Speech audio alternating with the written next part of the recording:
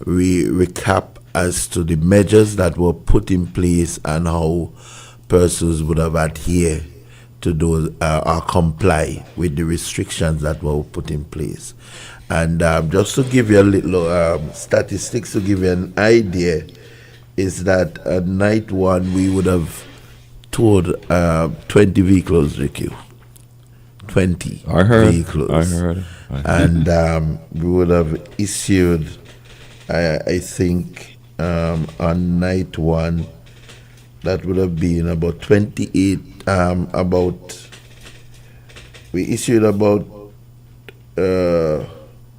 28 tickets at that night, and some of the offenses, they range from no headlamp, failing to comply, quitting vehicle while in motion, parking abreast, stopping within 15 feet from the corner, unauthorized light, cell phone, and failing to produce driver's license.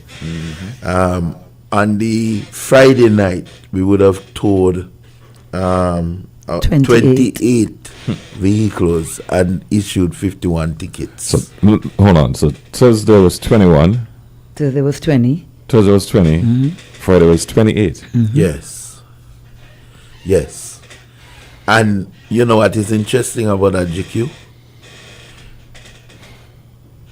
I don't remember, if there is, very few visitors who were driving vehicles. The majority were locals. So it tells us that one, we have to recognize our civic responsibility whenever, because the music festival is all of us, and each of us is working together to make it the success that it has been.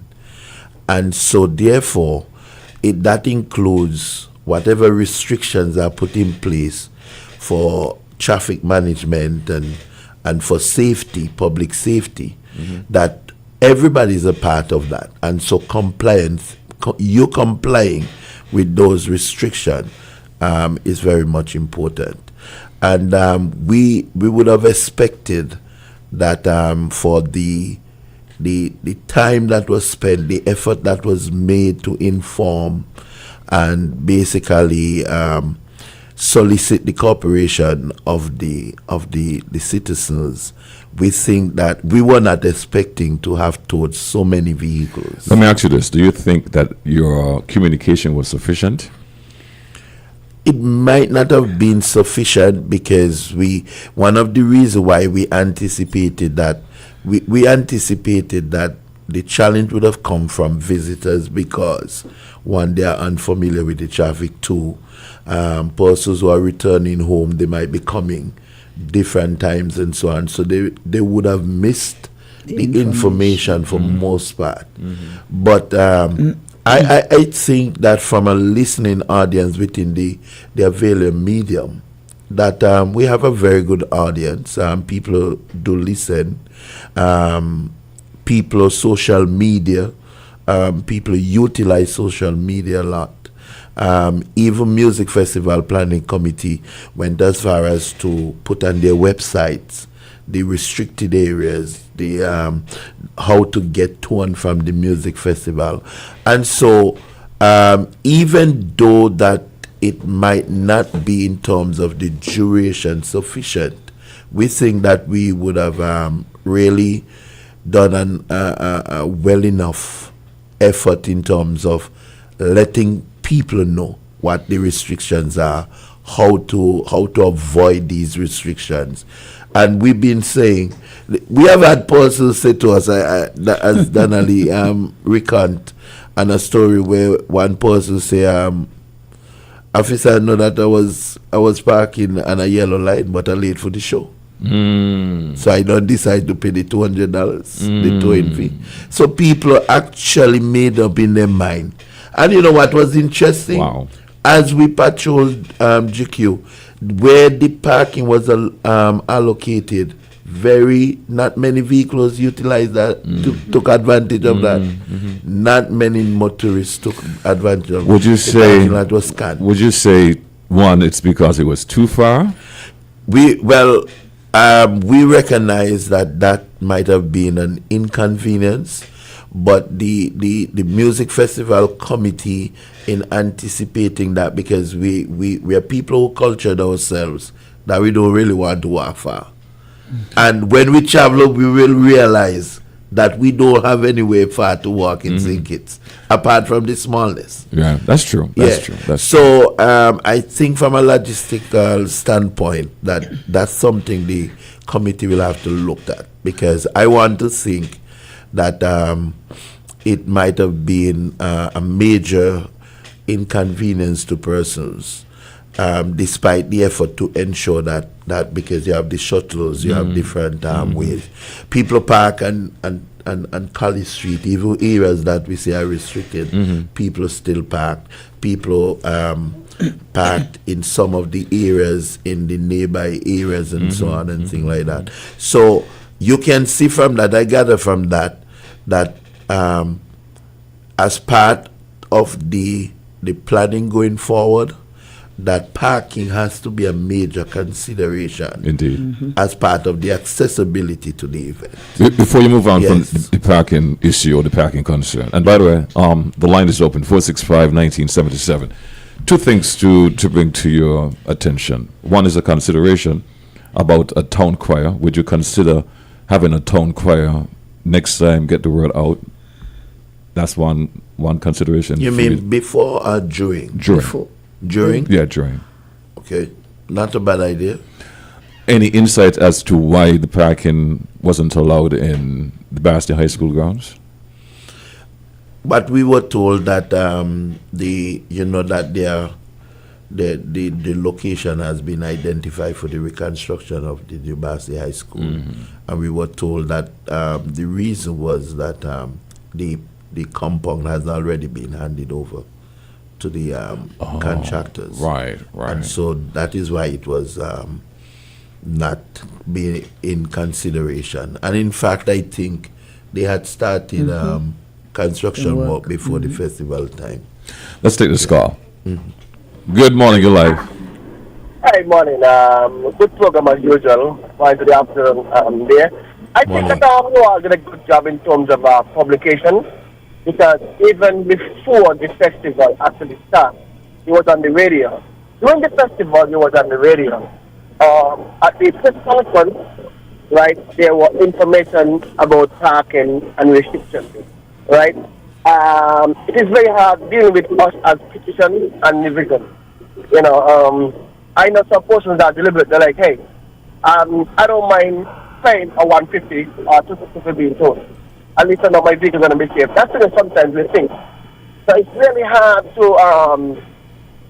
to prevent this. What I would say, right, if the festival, any other big festival happen to be in Bastia, what I would like is more patrol in the restricted area, have a crossing guard or some kind of police, right, at least to remind persons that, hey, you know, because when I hear us talk about parking close to a corner, I mean, one will think that, okay, man, I know it's a little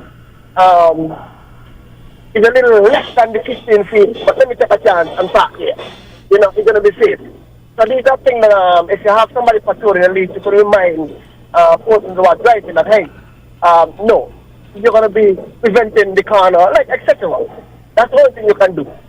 But continue with the good work and continue to come down here every week and give information and remind us about traffic safety. Yeah, thanks for your call, Bucky. Thank you very much, Carlo. We appreciate you. And you're so right in what you said. Some persons would park either way. They want to get to the show, and they would just be park where they're not supposed to park. Let's take 4th Street, for example. There was restriction on 4th Street, and that first evening, the majority of the vehicles that we towed came from 4th Street. The same area, there were signs. There were, no parking signs. No parking signs. Even though parking was allowed on the eastern side, but not on the western side. People still park on the western side. People still fill the western side. And so the majority of vehicles that would have towed that evening would have been from 4th Street. However, on the last evening of the show, which would have been this Saturday evening, we didn't tow much vehicle then. We did around 4 or 5, and that is because not that there weren't any violation, because there were plenty violations, but I think the drivers they were tired. They were burnt out. You know, they really were. They were burnt. That's sweet, you buy. And No. It just gives you an idea of the magnitude of the violations that the two drivers actually say that they're tired. Wow. So we have to resort to just the ticketing. Wow. So some people would realize that they just come back, they meet the vehicle and a ticket on the vehicle, and we hope that they pay the ticket. And Donnelly will remind the rental companies to ensure that these persons who have rented vehicles ensure that the ticket are being paid. But that was because of the volume of vehicles that are in violation, and then it just and we have several tow truck drivers. Now that we have only one, but it was not sufficient. So it's something that we really have to look at in relation to going forward. Let's take a next call. Yes. Good morning, you're live. Yeah, man, I'm back again. What will happen for visitors who would have been ticketed and happen to, already leave the island? Was there stopped? Was there any enforcement to make sure that the tickets are paid? Would it be the owner who would have rent the vehicle from? Thank you, caller. Thank you, caller, for that question. What we would have asked the rental companies and even those individuals who have the local business going on to, once you rent a vehicle to someone, just before that person leave, you call the traffic department and get from us the information as to whether or not any of the vehicle that was rented was towed and ticketed. Because in the event that the tickets are not paid, like the caller rightfully said, the companies or those individuals will be responsible for the payment of those tickets. We would have had some companies and some individuals who would have already called, given their vehicles' numbers and gotten the information so that they can whether add it to their bill or have them given the cash or something of that nature. But all tickets that were issued must be paid, whether or not you're a visitor or you're local. Mr. Maguire spoke about we spoke about the towing of the vehicles, and one of the issues that the tow truckers were having is that some persons got away, Mr. GQ, because of how they were parked. Some real tight spot. It's a bad spot. It's a spot where you're not supposed to park, but the tow truck was not able to move that vehicle because of how it was located. For example, there are vehicles that were parked on the sidewalk, and somebody come alongside that vehicle, park on the sidewalk, and park on the road. Wow. So giving the tow truck a difficult time. So some persons really got away just because of the way they were parked. Now we want to thank the general public on a whole for good behavior in some instances, and we want to bring to the general public those areas that the homeowners on Lozak Road and East Park Range. Someone is saying that there isn't any East Park Range, but East Park Range or Park Range, for their consideration, and we really appreciate them, and we just want to say publicly thank you to those persons. We really appreciate it. Definitely. We have any more calls? Not at the moment. We have 9 minutes to go before 9, so just in case you want to get in. And I know we are talking about music festival in terms of the parking issues. So if you have any concerns you'd like to raise now to address for the future, now is the time to do so. Right. Talking about addressing time for the future, well, let's take this call. Good morning, you're live. Mr. Liebert, good morning. Good morning. And to your namesake, good morning, Donnelly Liebert. Good morning. Cousin Maguire, good morning to you all. Morning. I love the topic this morning because I saw something I really wanted to speak to those who are involved and responsible about the traffic arrangement for music festival. on the first night, the 26th of June, I saw there was traffic flowing from east to west on Lozak Road. The following night, that was changed. And people may not have seen or recognized it, may not have heard if there was any notice immediately for the following day. But I understand that you're always trying to make the street safe for everyone, pedestrian and motorists as well, and at least more comfort and secure for people to feel comfortable going to the music festival. I like the arrangement. I like what was done. Going forward, up the White Sand, the traffic arrangement is much better than I ever saw it before. I know there is room for improvement, and I know, like I've always said, most Kitchen does things right the first time, but never seems to do it again the way they've done it the following day. But I've seen all it improving as things goes by. I thank you all very much for that, and I would hope that it continues. Last note, yesterday down at the ferry terminal, I saw something that was very, very amazing. Like a calm sea without any current. That only fishermen was comfortable but not sailors because there was no wind. And whenever there is no wind, the seas are calm. At the ferry terminal, just Alison Rouse present make everything look like it was the first testimony of everything that anyone would have heard, and good to listen to and be at least careful about recognizing and understand and follow. Just her presence at the ferry terminal, everything was in order. I do believe the other officers who was with her in her company could have done. But I think a lot of us who are doing our work professionally are too friendly. We can be friendly, but we need to be firm and fair, because Alison Rouse is firm and fair. And I'm speaking this way, commending her, because I've gotten tickets from her too. But I can speak good about what she have done, that I see her does. She cannot be replaced.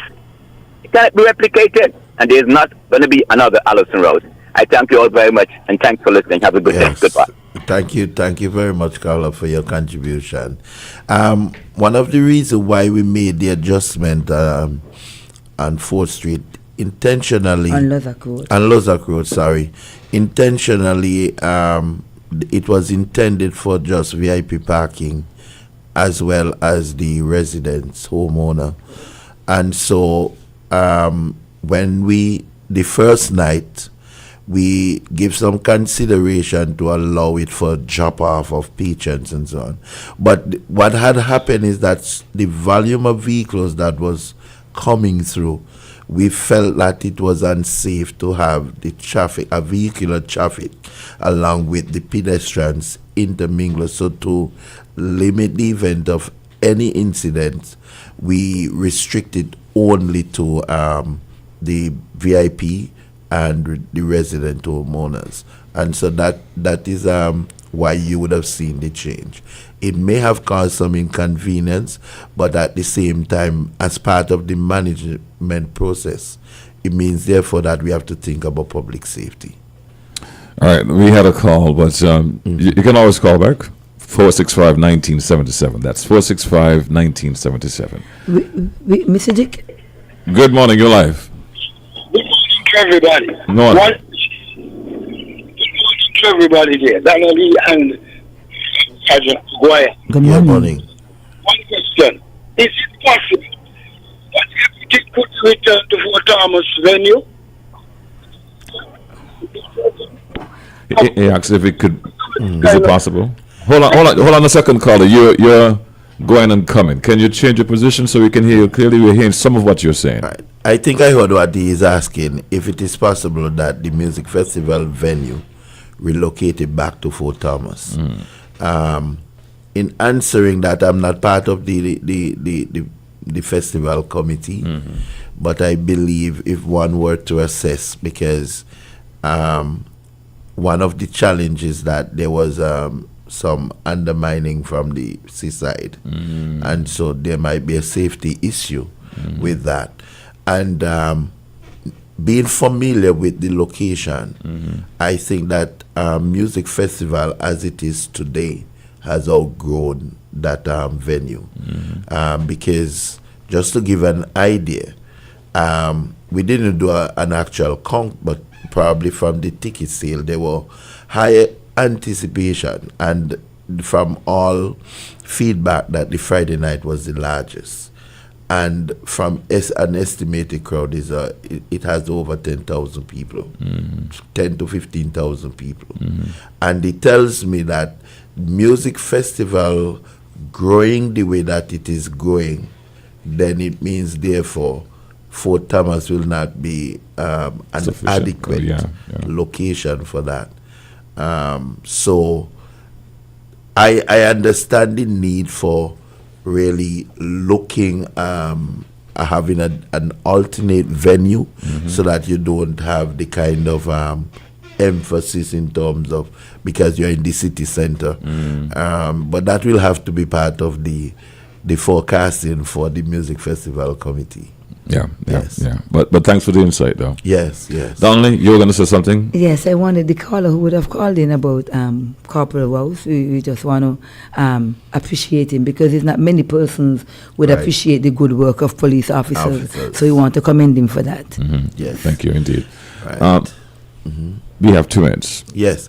So on behalf of the High Command and the Royal St. Christopher Nevis Police Force as a whole, we want to take the opportunity to thank the general public, to thank the festival committee, to thank all of the persons who have come together in one sense of nation building to make the music festival the success that it has been, but more ultimately to thank the general public for their cooperation in ensuring that we have a safe music festival. So I think that the commissioner will like us to convey that to the public. Indeed. On his behalf. Indeed. Yes, and even though we had the vehicles being towed, persons being ticketed, that did not take away anything from the experience. And I was speaking to a gentleman this morning who said, I'm leaving today and great time in St. Kitts, first time, and it was an experience. And so in regards to what Mr. Magai would have said, we appreciate and we thank you. Have yourself a good day. And thanks for being here. All right, we'll take a break and we'll be back with our 9 o'clock report. Coming to your compliments, The Grange. The road is now a racetrack, threatening life and property, and all the results of that led to death and injury. Inconsiderate driving, this nonsense need to stop. You're simply the best, better than all the rest. Are you looking for a place that provides skilled nursing care and rehabilitation services to people with special needs, illnesses, injuries, or functional disabilities? Are you searching for dignified facilities to serve the elderly? Then search no more. The Grange Healthcare Facility is simply the best place to satisfy your needs. It is the first of its kind in St. Kitts, situated just 7 miles out of Bastia, with beautifully landscaped grounds in serene and tranquil surroundings. The Grange offers residential care places